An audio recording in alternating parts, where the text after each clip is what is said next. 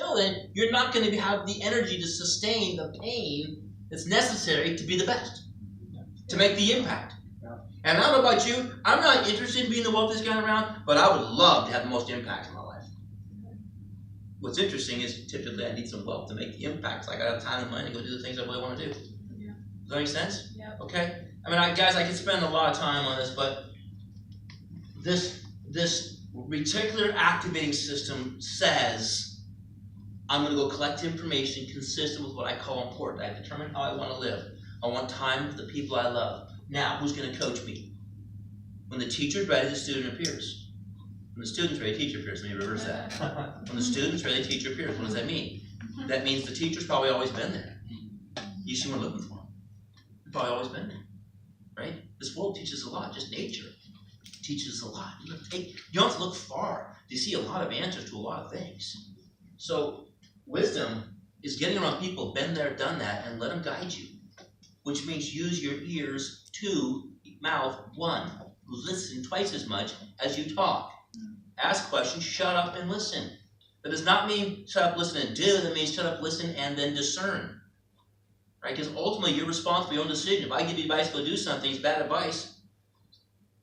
I'd feel kind of bad, but you're going to feel really bad because you got to live with the consequences. That's where discernment is critically important. Because a lot of people give you crap information and crap counsel. We've all had it. So discernment is required. That's why a man of many counselors is wise in all his ways. Why? So you balance the information from multiple sources to a point, okay, I can make my decision. Right? And you get as much counsel as you can and say, okay, it looks to me like the best choice is this based upon that wisdom. And then courage is what? Courage is the one to act out on the wisdom. Courage is when you actually get to work. That's when you're going to deal with some objections. If you're not tough enough to live in a disruptive concept,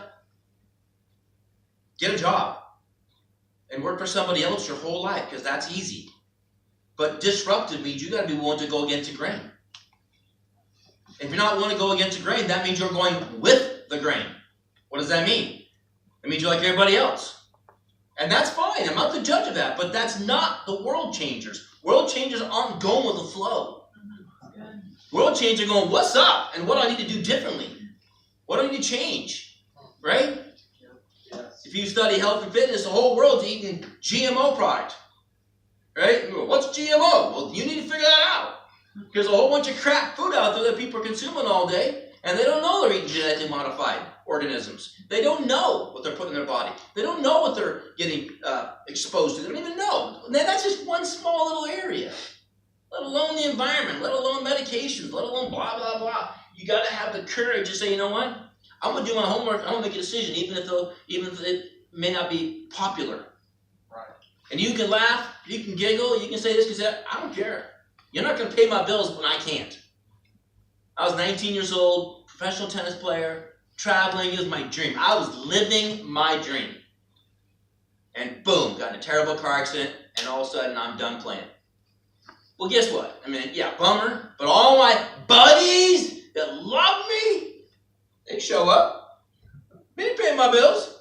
Hey, Brad, we got you, man. Don't worry about it. Hey, as soon as you get out of hospital, I'll help you rehab. I'll go to practice with you. We'll do all our work. We're going to do this, man. Oh, no, man.